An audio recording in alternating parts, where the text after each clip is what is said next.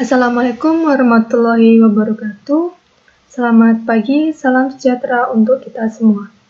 Kepada yang terhormat Bapak Profesor Dr. Undang Rosidin, Ibu Dr. Neni Hasnunidah MSI, Ibu Dr. Fianti MPD, serta rekan-rekan yang kami sayangi. Hari ini, kami dari kelompok 8 akan mempresentasikan hasil dari diskusi kami dengan judul Program dan Mekanisme Supervisi, yang terdiri dari saya sendiri, Mida Ayu Restanti, kemudian rekan saya, Egy Raskalikita, dan Bapak Nasiruddin. Yang pertama, kita akan membahas mengenai pengertian program supervisi pendidikan. Program supervisi pendidikan merupakan rincian kegiatan yang akan dilakukan untuk memperbaiki dan meningkatkan mutu proses maupun hasil belajar. Kegiatan tersebut menggambarkan hal-hal apa yang akan kita lakukan, bagaimana melakukannya, fasilitas apa yang diperlukan, kapan dilakukan, dan cara untuk mengetahui berhasil tidaknya usaha yang dilakukan. Hal yang perlu dipahami oleh para pengawas adalah bahwa kegiatan apapun yang ditujukan untuk memperbaiki proses dan hasil belajar harus mengacu kepada terjadinya perubahan perilaku mengajar guru ke arah yang lebih baik. Nah, di sini program supervisi yang baik berisi kegiatan untuk meningkatkan kemampuan profesional guru dalam hal yang pertama, kemampuan menjabarkan kurikulum ke dalam program catur bulan atau program semester. Kemudian yang kedua, kemampuan menyusun perencanaan belajar. Yang ketiga, kemampuan melaksanakan kegiatan belajar dengan baik. Kemudian yang keempat, kemampuan menilai proses dan hasil belajar. Yang kelima, kemampuan untuk memberi umpan balik secara teratur. Yang keenam, kemampuan membuat dan menggunakan alat bantu mengajar secara sederhana. Dan yang terakhir, kemampuan menggunakan lingkungan sebagai media belajar. Selanjutnya, yakni poin ke-8, kemampuan membimbing dan melayani peserta didik yang mengalami kesulitan dalam hal belajar. Kemudian yang ke-9, kemampuan dalam mengatur waktu dan menggunakannya secara efisien untuk menyelesaikan program-program belajar para peserta didik. Yang ke-10, kemampuan dalam hal memberi pelajaran dengan memperhatikan perbedaan individual di antara para peserta didik. Dan yang terakhir, yakni kemampuan mengelola kegiatan belajar dan ekstrakurikuler serta kegiatan-kegiatan lainnya yang berkaitan dengan pembelajaran peserta didik. Topik bahasan selanjutnya yakni fungsi program supervisi pendidikan. Program supervisi pendidikan berfungsi sebagai pedoman dalam melakukan kegiatan dan alat untuk mengukur keberhasilan pembinaan profesional. Program yang baik dapat digunakan oleh guru maupun pengawas dan mengetahui masalah-masalah proses pembelajaran apa saja yang sedang dihadapi, cara-cara apa saja yang dapat dilakukan untuk mengatasi masalah itu, dan pada akhirnya dapat mengetahui secara sistematis perubahan-perubahan positif apa saja yang telah terjadi dari waktu ke waktu. Program supervisi pendidikan yang realistik dapat menolong para pengawas melakukan kegiatan pembinaan yang progresif dan akumulatif. Nah, di sini secara garis besar, fungsi dari supervisi dapat dikelompokkan dalam 3 bidang, yakni bidang kepemimpinan, kepengawasan, dan pelaksana. Yang pertama, kita akan membahas mengenai rincian dalam fungsi kepemimpinan. Seorang supervisor melakukan hal-hal sebagai berikut. Yang pertama, meningkatkan semangat kerja kepala sekolah, guru, dan staf sekolah yang berada di bawah tanggung jawab dan kewenangannya. Kemudian yang kedua, mendorong aktivitas dan kreativitas serta dedikasi seluruh personil sekolah. Yang ketiga, mendorong terciptanya suasana kondusif di dalam dan di luar lingkungan sekolah. Kemudian yang keempat, menampung, melayani, dan mengkomodir segala macam keluhan pihak sekolah tersebut dan berusaha membantu dalam hal pemecahannya. Kemudian yang kelima, membantu mengembangkan kerjasama dan kemitraan kerja dengan semua unsur yang terkait. Yang keenam, membantu mengembangkan kegiatan intra dan ekstrakurikuler di sekolah. Yang ketujuh, membimbing dan mengarahkan seluruh personil sekolah untuk meningkatkan kualitas pendidikan dan pengajaran pada sekolah tersebut. Berikutnya yaitu fungsi program supervisi pendidikan dalam fungsi pengawasan.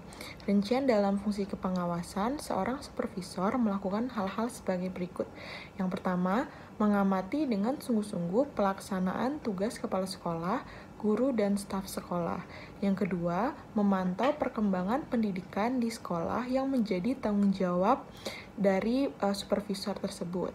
Yang ketiga, mengawasi pelaksanaan administrasi sekolah secara keseluruhan yang di dalamnya terdapat administrasi personil, material, kurikulum, dan sebagainya.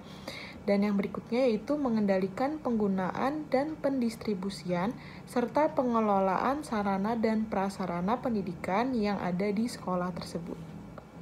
Berikutnya yaitu fungsi program supervisi pendidikan dalam pelaksanaan. Seorang supervisor sebaiknya memperhatikan kegiatan-kegiatan dalam melaksanakan fungsinya yang dijabarkan sebagai berikut. Yang pertama, pelaksanaan tugas-tugas supervisi atau pengawasan sesuai dengan ketentuan yang berlaku. Yang kedua, mengamankan berbagai kebijaksanaan yang telah ditetapkan. Dan yang terakhir, melaporkan hasil supervisi atau pengawasan kepada pejabat yang berwenang untuk dianalisis dan ditindaklanjuti. Program supervisi pendidikan. Program-program yang dapat dilakukan oleh seorang supervisor guna meningkatkan mutu pendidikan adalah sebagai berikut. Yang pertama, mengorganisasi dan membina guru-guru.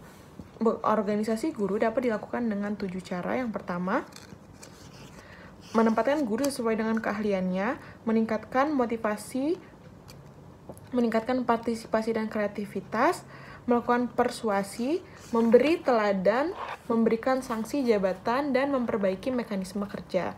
Yang kedua, mempertahankan dan mengembangkan kurikulum yang berlaku. Ruang lingkup pembinaan kurikulum di lembaga pendidikan atau sekolah mencakup semua komponen kurikulum, terutama yang mempengaruhi peserta didik. Adanya peran dan posisi yang berbeda antara kepala sekolah dan guru, maka ruang lingkup pembinaan kurikulum dapat dibedakan menjadi 2 kategori, yakni pembinaan oleh kepala sekolah dan pembinaan oleh guru. Dan yang ketiga, meningkatkan program dan pelaksanaan penelitian dan hubungan dengan masyarakat sebagai penunjang kurikulum sekolah. Berikutnya, ruang lingkup dan prioritas program supervisi pendidikan. Secara teoritis, bidang penggarapan pembangunan dalam bidang pendidikan di kabupaten atau kota berkenaan dengan tugas-tugas pengelolaan, yaitu dalam bidang yang pertama, pengelolaan kurikulum, yang kedua, pengelolaan peserta didik, yang ketiga, pengelolaan ketenagakerjaan, yang keempat, pengelolaan tanah, bangunan, gedung, sarana, prasarana, dan fasilitas serta sumber belajar, yang kelima, pengelolaan anggaran dan pembiayaan pendidik, yang keenam, pengelolaan kerjasama kelembagaan pendidik dengan masyarakat, dan yang terakhir, pengelolaan bidang-bidang khusus lainnya yang sesuai dengan jenis dan karakteristik kelembagaan pendidikan. Berikutnya, cara penyusun program supervisi pendidikan. Yang pertama, identifikasi masalah. Mengidentifikasi masalah-masalah proses pembelajaran yang dihadapi guru sehari-hari yang ada di sekolah atau wilayah pembinaan. Mengenal dan memahami masalah yang sedang dirasakan guru sehari-hari. Pengawas dapat melakukan berbagai cara, misalnya melakukan observasi kelas, menyelenggarakan rapat sekolah, wawancara informasi atau pertemuan pribadi dengan guru, menghadiri pertemuan, analisis laporan daya serap, dan cara lain dapat dilakukan sesuai dengan kreativitas para pembina sendiri. Yang kedua, menganalisis masalah. Masalah-masalah profesional yang berhasil diidentifikasi, selanjutnya perlu dikaji lebih lanjut dengan maksud untuk memahami esensi masalah-masalah tersebut. Kemudian diklasifikasikan dengan maksud untuk menemukan masalah yang mana yang dihadapi kebanyakan guru. Yang ketiga, merumuskan cara-cara pemecah masalah. Pada proses pengkajian terhadap berbagai cara pemecahan yang mungkin dilakukan, setiap alternatif pemecahan masalah dipelajari kemungkinan peluang yang dimiliki, seperti fasilitas dan kendala-kendala yang alternatif yang paling mungkin dilakukan. Yang keempat, implementasi pemecahan masalah.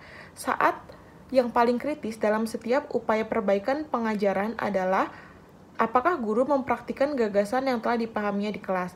Hasil pemecahan masalah bukan sekedar untuk dipahami, akan tetapi penting karena upaya perbaikan atau pembaharuan pengajaran ataupun tidak akan mempunyai dampak terhadap peningkatan dan hasil belajar mengajar apabila tidak dipraktekkan di kelas. Dan yang terakhir, evaluasi dan tindak lanjut. Evaluasi dalam supervisi adalah proses pengumpulan informasi yang diperlukan untuk selanjutnya digunakan bagi upaya perbaikan pengajaran lebih lanjut. Selanjutnya yaitu kriteria keberhasilan pelaksanaan program supervisi.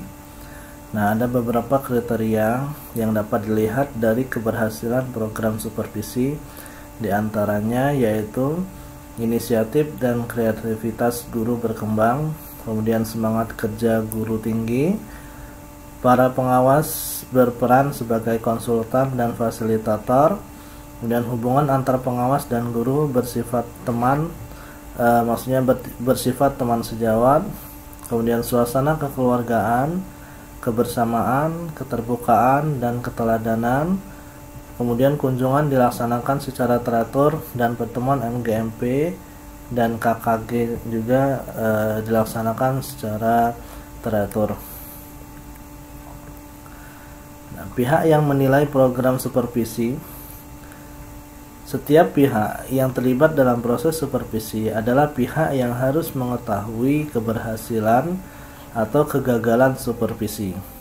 Nah, tenaga supervisi di Indonesia yaitu yang pertama kepala sekolah terhadap guru, kemudian yang kedua pemilik sekolah terhadap kepala sekolah dan guru, yang ketiga kepala seksi di tingkat kabupaten atau kota terhadap pemilik dan kepala sekolah, yang keempat kepala bidang pendidikan dasar atau pendidikan guru kepada kepala seksi pemilik TK, SD, atau SLB. Kemudian teknik dan alat penilaian. Yang pertama yaitu observasi. Nah, alat ini digunakan waktu melaksanakan kunjungan ke kelas, menghadiri rapat guru, atau menghadiri pertemuan kelompok kerja.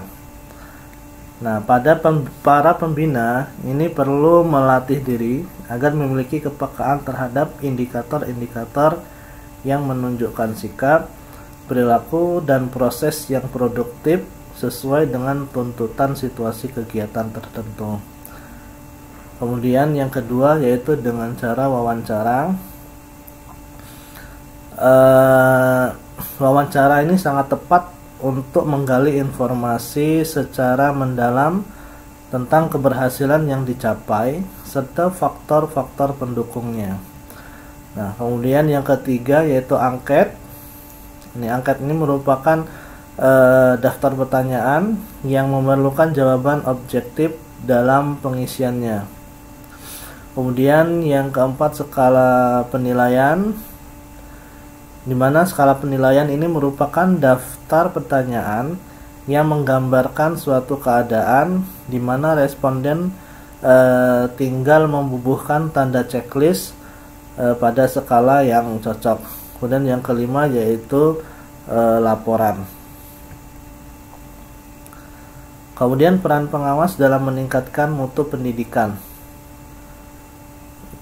Tugas pengawas itu mencakup yang pertama yaitu inspecting, yaitu sebagai pengawasan. Kemudian yang kedua advising, yaitu sebagai penasehat atau menasehati. Kemudian monitoring atau memantau. Kemudian reporting. Yang kelima coordinating atau mengkoordinir, dan yang terakhir yaitu performing leadership.